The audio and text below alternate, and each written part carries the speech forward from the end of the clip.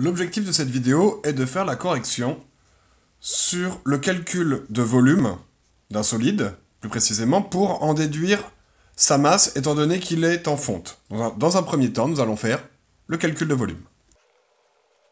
Le solide est le suivant, sur ce plan.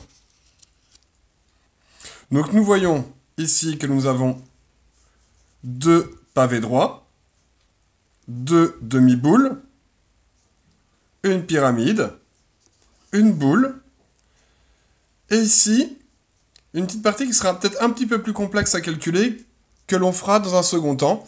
C'est un cylindre à laquelle il faudra enlever un autre cylindre à l'intérieur, étant donné qu'il y a un trou, vous voyez, à l'intérieur. Donc d'abord, je vais faire une décomposition de ce solide.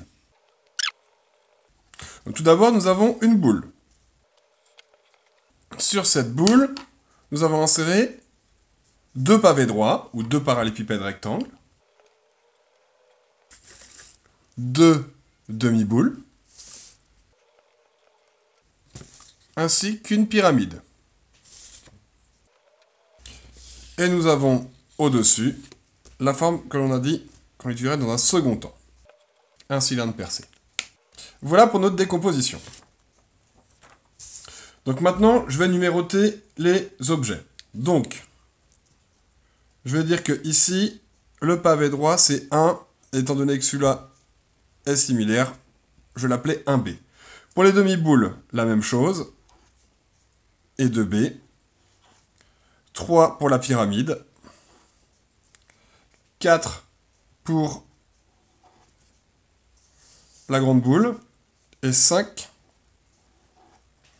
pour la forme particulière. Nous allons maintenant passer à la partie calculatoire. Donc ce que je vais faire, c'est que je vais faire un tableau qui va nous permettre de tout résumer.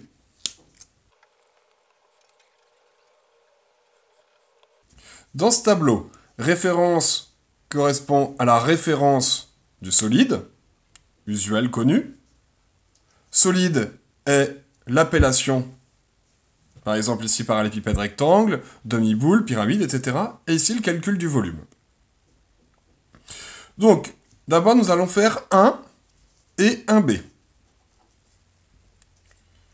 Ils sont similaires, ce sont des pavés droits. Ou autrement, parallélépipède rectangle. Pour calculer le volume d'un pavé droit, nous allons utiliser la formule longueur fois largeur fois hauteur. Il ne reste plus qu'à prendre les données sur le plan, et nous avons 0,023 mètres fois 0,005 fois 0,005,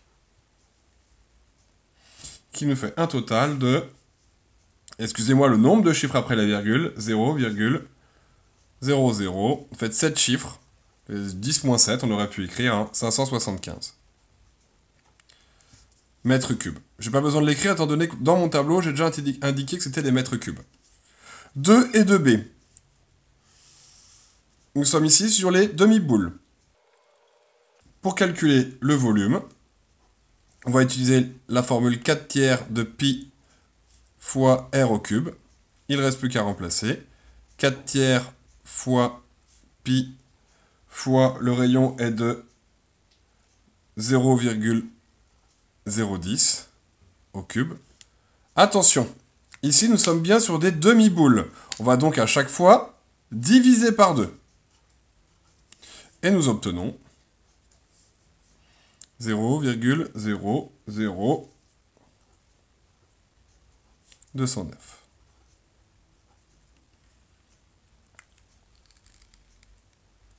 Ensuite, nous avons le 3. Le 3 est une pyramide. À l'aide du formulaire, la formule à utiliser pour une pyramide est 1 tiers fois la base fois la hauteur. Ici, la base est un carré. Nous la voyons ici. Pour calculer l'aire d'un carré, on va faire côté fois côté. Donc côté au carré directement. Donc, le côté du carré fait 0,018 mètres, donc 0,018 au carré, fois la hauteur. Nous obtenons un résultat. Il nous reste maintenant la boule. Nous allons utiliser exactement la même formule que pour la demi-boule, sans le diviser par 2, évidemment, parce que la boule est entière. Et ici, le rayon de la boule est de 0,045. Qui nous donne ce résultat-là, 0,000382. Il nous reste la figure 5. Je vais l'appeler soustraction de cylindre. Pour ce faire, je vais prendre le cylindre extérieur et je fais un trou à l'intérieur. Si je fais un trou à l'intérieur, c'est-à-dire que j'enlève cette partie-là. Je vais donc faire le cylindre extérieur moins le cylindre intérieur. Le volume d'un cylindre est donné à l'aide de la formule base fois hauteur. Donc la base d'un cylindre étant un disque, pi fois r au carré, fois la hauteur. Ça c'est pour le cylindre numéro 1. Je vais appeler rayon 1. La hauteur étant la même pour les deux. Le volume 2, pi fois r2 au carré, fois la hauteur. Et donc si je fais V1 moins V2, en factorisant, j'obtiens pi fois la hauteur, facteur de donc R1 carré moins R2 carré.